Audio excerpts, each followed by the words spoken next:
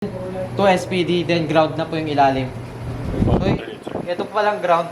So, let's say, ulit po. So, let's say SPD, load side lang po ng circuit breaker going to SPD, then ground po. Sa ground po, dapat magkakasama na po sila sa mga bar po sa bus bar. So, ito po since walang bus bar, nagtatanggalan na po. So, yan. So, pwede naman ganito, ground, connect nyo sa ground, connect nyo sa ground, connect nyo sa ground, then tong ground, nakakonect pa sa isa sa bus bar. So, itong SPD, hindi ko po muna i-connect yung isa. So, basta yun po yung idea for SPD. Opo. Positive, positive, negative, negative. Yes, positive, positive, negative, negative. May polarity siya. So, ulit po, bukas natin si battery po nga, bukas muna. Then, si solar.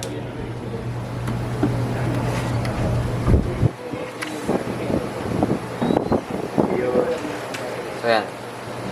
So, pagka may details nga po, may solar, may grid, may house loads, may battery. Pagka bukas, pwede nyo i-touch ring nga po si Deye. Makikita nyo yung PV1, PV2, yung kanyang voltage, then yung current, then yung power na nagcha-charge papunta kay battery. So, solar to battery. Yan. May indicator siya na. So, may 0.94 kilowatts or almost 1 kilowatts na pumupunta kay battery. Ayun, sir. Makikita mo niya. Oo. Makikita po. Makikita po. Ito real-time display nga po. Makikita na dito na nag-e-export si ano natin, inverter. So, ito is naka-off-grid mode pa. So, set up pa natin. So, pagbukas po, battery, DC, battery, then solar, then grid, then AC load. AC out. AC loads. So, ganun lang po yung pagbukas. Battery, solar panel, AC grid, then AC loads. So, patay po muna natin si AC load and AC grid for setup lang ng inverter. So, for all inverter. So, setup. So, monitoring lang po muna. So, may solar details, battery details, house loads details, then grid details for selling and buying kay grid. So, settings, ito pong gear. So, una muna kay battery. So, battery, if LiPo4, dun tayo kay lithium. If any battery pa na walang communication cable, use battery voltage or battery percent. So, kung wala pong battery, walang net meter, ay wala pong hybrid, no battery lang. So, i-off lang natin yan. So, check lang po ng activate battery. So, isa, maximum ampere discharge and maximum ampere charge. So, ito po yung sinasabi ko po na nababago natin kung hanggang ilang discharge or charge ang pwede nating ilagay.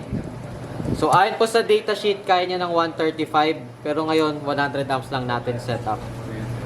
Nakalagay din battery capacity, kung ilan po yung capacity ng battery. So, kung 100 ampere hour to, 100 ampere lalagay natin. Paano pagka may extra battery ka pa? Series lang yan o? Naka-parallel po ito. Parallel siya, pero yung Opo. configuration mo dyan ng... Madodoble po yung ampere. Let's say, dalawang 100 ampere hour. So, naka-parallel, dodoble ang ampere. 200 ampere. Opo, i-update nyo po. So, yun po for battery. So, usually, yun po yung nilalagay. So, other pages, i-on lang po yung grid charge kung gusto mag-charge from grid. Generator charge kung gusto mag-generator charge. So, other settings, lithium mode, naka 00. Ito po yung sa mga, may, si Deye po kasi meron siyang mga pili na batteries na compatible sa kanya na pwede nyo iset na parang mas maganda yung synchronization niya. So, let's say, I think Dynes battery. LP Tapsan. Or LB Tapsan. Not sure lang po kung ilan yung value ng lithium mode niya. So, nasa manual naman yan. So, shutdown and lobat. Alam ko po sa lobat. So, yun. Once na ma-reach yung 20% cut off, okay, shutdown. Once na ma-reach yung below shutdown natin, mamamatay si Pero may battery. default naman yan sa... Opo, mababago naman natin. May default din. Pwede natin ngayaan, hindi natin galawin. So, kung ano yung binago, check lang para mag-save. The next, grid settings. Check nyo dapat kung naka 60 Hz, single phase, and 230 volts. So, yun lang naman po. Then, para baguhin din, 60 seconds. Reconnection time for net metering, 600. So, kailangan nyo pang baguhin tong reconnection time. So, walang pang gawin pa. So, kahit wala pong net metering, 60 seconds na lang po. So, alam ko po may password pa po na ilalagay. So, sa ibang inverter po, may password pa po Usually, yung password na sa manual na lang. So, gaya po ng DE, alam ko po password niya pag humihingi, nasa 7777, 4 na 7. Pero check pa rin po nila yung manual. O, yun lang po yung sa grid settings. System work mode for settings naman ng CT sensor natin. So, nandito na lahat. Dapat po, naka 0 export to CT. Ang 0 export to load po kasi, ibig sabihin, lahat lang po ng solar and battery pupunta lang kay AC load. Di po siya pupunta kay grid. So, 0 export to CT ang settings natin para ma-activate yung CT sensor. So, sa tabi niya may solar cell na naka-off, walang check. So, tanggalin ko. Kung may net metering na, check nyo lang. Then, enter, save lang. Kung walang net metering, off nyo lang. So, yun lang yung CT settings niya. Napadali. I-off nyo lang. I-uncheck or check nyo lang. So, max cell power, kung ilan yung gusto nyo lang i-sell. Kung gusto nyo yung maximum, igagay nyo na pong 6 kilowatts or kung ano yung maximum nito. So, kung ano yung hindi kailangan ng loads, yun yung i-export. So, ito hindi nyo nababago yung export control value. Uncheck and check lang ng solar cell. Energy pattern, may battery first, may load first. So, battery first, ibig sabihin, lahat po ng solar, charge po muna si battery. Pagka full charge na po si battery, tsaka lang po siya magbibigay sa loads. Pag naka-load first, yung any excess na solar na hindi kailangan ng loads, pupunta kay battery. Pag full charge na si battery, pag walang net metering, so hindi na po yung tatanggapin inverter. Pag merong net metering, so bigay na po yun kay grid. So, yun po sa first page ng system work mode for CT settings. The next page, ito na po yung time of use settings na pinakita ko po last time. Yung schedule natin ng battery. So, ito po pwede na i-follow kung ano yung desired nila na schedule. So, 1 to 6, 6 to 5. So, tuloy-tuloy na siya. 6 to 9, 9 to 13, 13 to 17, so hanggang 1. So, pag binago ko nga po si 1, so, mababago po itong sumunod yung bago sa kanya, sumunod sa kanya.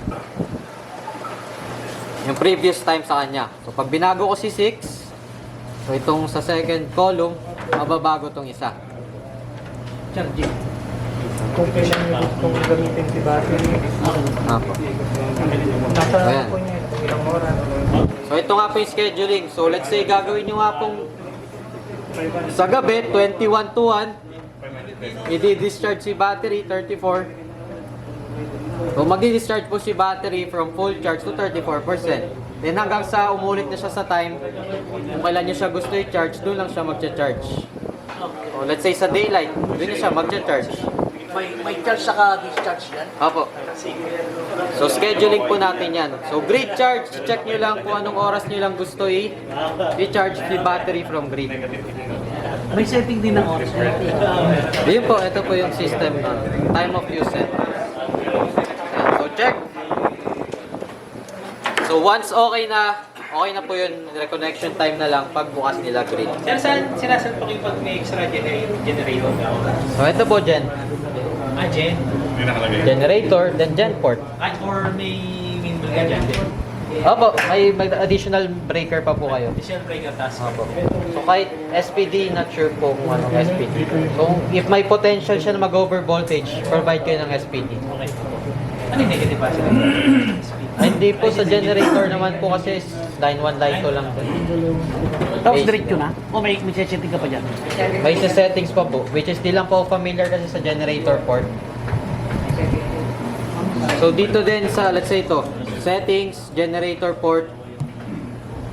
Ito na po yung mga generator input setup. So not sure lang po yung ginagawa ng iba. Check na lang po nila manual. Meron din yung AC coupling. Pagka may extra on-grid sila, ito ikakapit. Microinverter. Pero, pwede mo naman gawin pre. Ang galing mo pre. So, Simulan na ito, AC side. AC side. okay po. So, optional. Yung paralleling settings natin for hybrid inverter. So, pagka magpa-parallel po ng inverter, so lahat lang po ng AC grid, AC load, magkakasama lang sila kung saan sila nakasaksak. Kailangan nyo lang din ng communication cable na pupunta po kay parallel 1. So, sa loob po, parallel 1. Then sa next inverter, parallel 2. Then sa next inverter naman, let's say may pangatlo, parallel 1, parallel 2. Anong trabaho itong kable na yun? Salin po? Ito. Communication cable po ito ng inverter to battery. Parang yung synchronization ng percentage ng battery pati sa BMS settings. Kung wala dito, lagay mo sa customer. Okay. Pwede ilagay sa customer. Opo, yun po yung iba. Pero ito, nakalagay yung pinasok ng communication niya. Yes po. Sir, halimbawa, yun ilang So sa day po hanggang 16 na pwede nyo i-parallel 16. Meron ganyan kalaki. So may video din siya, share ko na lang. Kakasama na lang po sila ng grid load. Siyempre, mababago po itong power nyo. ATS ampere. Anong trabaho? Not sure po. Hindi ko po sigurado po alin. yung sa second Oh, hindi, may sarili naman po siyang breaker, may sarili naman siyang loads. Pagka may second inverter kayo, may sariling distribution box ulit. Opo, isang setup ulit na gano'n. Then dito na po sila mag-mimic for AC grid. ito na lang ang mababago. So okay po, so bubuksan ko na po si ATS. Ay, si load.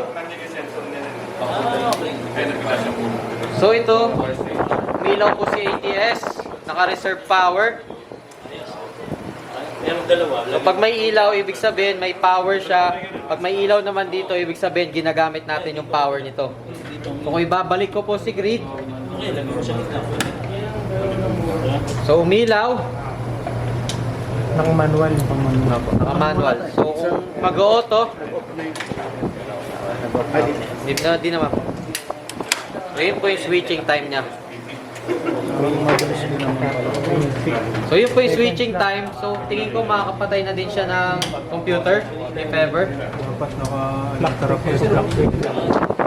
Pagka papatayin ko po, so yun po, shutdown. Open. Hindi, ina-upgrade yan eh. Oh. Para walang interval. Ito yung mga On ulit. Ayan. So manual. Papatay ko si grid. Mawawala yung ilaw. So, kailangan na lang natin manual switch. Yun. Pagbukas, or auto natin dito. Ayan. Yun po yung switching time niya. Sir, in the event na wala akong game, tapos sumobra ka dito sa capacity, anong magiging itsura? Sumobra po Yung yung capacity. mag-auto siya doon sa Ay, mag-alarm po siya. alarm. Mag-alarm, mamamatay, mag-alarm to. Wala, hindi lang siya magbibigay ng load. Pero hindi siya yung parang mag-off tapos i-reset mo. Hindi naman po. Mag-alarm lang siya. Then by time magbabalik na siya sa ano. Di ba sa setting ito, pag once na mas marami ang consumer, ang load ng consumer kasi ito, magdadagdag ang grid. Opo, yung setup Kasi po ito na setup ito. connect po tayo kay grid. Oo. Hindi na kailangan. Kasi ang advantage dito, pag dito ka lang. Baliktad So ba? may CT sensor naman po. Hindi naman. Pagkain nga, may monitoring tayo dito. Pag si CT sensor ay mali, makikita nyo may nag-export kay grid. So real time makikita nyo na dito. Parang dito na mas madali. Medyo makikita. May flow po kasi ito sir, solar to batteries. Parang dinrawing ko lang po. Yun nga, pagka may export, yung solar going to grid. May nakikita yung nag-export papunta kay grid. Ibig sabihin, mali. Wala nyo, ilipat. O yung iba, binabaliktad na lang yung city sensor. Pero yun sir, dapat hindi mo nasa naka-zero. Oo, dapat hindi naka-zero po. Kahit naka-zero. Naka-off po yung solar cell. Oo. Naka-off po dapat solar cell. So, city sensor port nito. So, yan, naka-clip lang siya. I-press nyo lang po ito. Press lang po yung dito. So, press lang yan, then pasok lang ng wire. So, ito po. Let's say, tanggalin ko, then babalik ko. Ito po ang wire. Press ko po. Pang number 3 and pang number 4. Parang positive, negative. City sensor. Opo. Okay. Opo. Delikado na po. Ayan. Then pass ko lang ng wire, then bitaw, then naka-clip na siya. So sa maliliit po na DEA inverter hybrid, ang port po ng CD ay 3 and 4, pero pag sa malalaki pong ratings na ng DEA hybrid, sa 5 and 6 na. Pero yun nga, 5 and Ito 6 naman port. pala yung nasa loob ng... Check nyo po pa rin po yung manual po kung saan po ilalagay yung mga CD sensor settings. Nandito sa taas. Para sa manual. Opo. Yan, yung outlet. Saan nilalagay? Yung load po. Yung outlet, kung saan ka na magsasaksa. AC, let's say AC load or AC out. Circuit breaker, line side. Then itong load. Kaya na po, kung gusto niyo po i-diretso sa second panel board, o kaya gawin din po ng outlet na lang. Yung outlet, di ba kunya maglalagay yung outlet, sir? Di ba ang aircon ka lang assemble yung outlet? Opo. Paano yun? Kung gusto Hindi, ko may pabalik naman yun dito. Parang gagawa na po yung connect. Ayun yung magkano ba sa kasi ng RCPO, pwede na MCB na lang. Per load. Pabalik. Bali, Pwede na po MCB natin po. Wala na RCPO. Hindi na kailangan. Yung parang circuit breaker lang natin sa bahay. Yung galing sa ETS na, di ba lalagyan ko ng outlet, gawin ko na lang per load MCB. Opo, pwede po. Pwede Wala po na yun. RCPO, di na kailangan. Hindi na po. Tapos di ba MCB, kukunin ko na lang siya para rin. Parallel po ako. Okay lang kayo magkakaibang amperes kasi aircon, alam mo ito aircon 30 eh. 30 po. Yes po, parang nag-panel board lang natin. Para rin ko na lang. Kasi ilalim mo yung pinaka-outlet. Yes, sir. Yes. Sa ano mo, sensor. Para sa pagmula ng 1,000 ampere tapos yung mga